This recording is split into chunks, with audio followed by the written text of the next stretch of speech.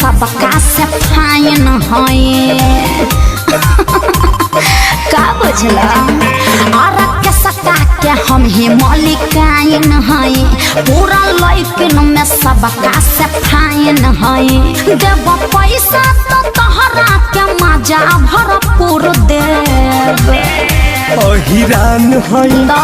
का करबो अहिरान हई नस धके तुर दे हई राइफल के नल पूरा हुर अरे हटा अहिरान हई नस धके तुर दे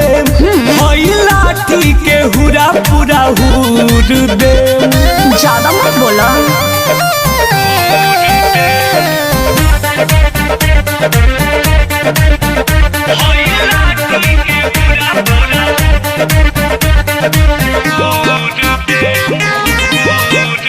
घर कलकत्ता हम नाम हवेली फेरी में केहू के न माल हमार मिले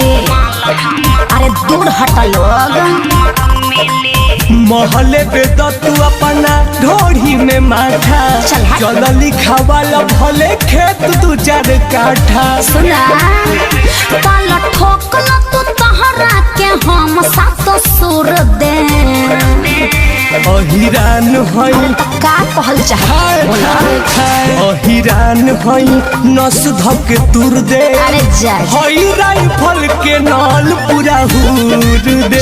अहिरान हई नस धके तुर दे अच्छा हई लाठी के हुरा पूरा हुर दे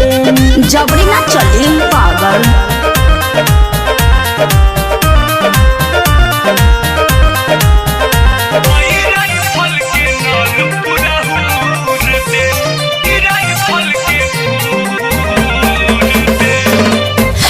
हम लगा देनी अनिल पानी में दारू से बेसी मजा बढ़ुए जवानी में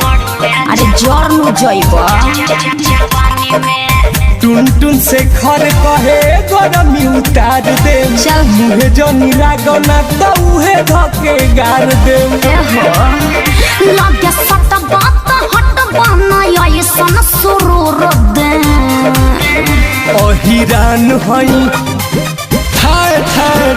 अहिरान हई नस धके तुर दे हई राइफल के नल पूरा हुर दे अहिरान हई नस धके तुर दे हई लाठी के हुरा पूरा हुर दे के सता के हम ही मलिकाइन है पूरा लइकिन में सबका से फाइन है देव पैसा तो तहरा के मजा भरपूर देव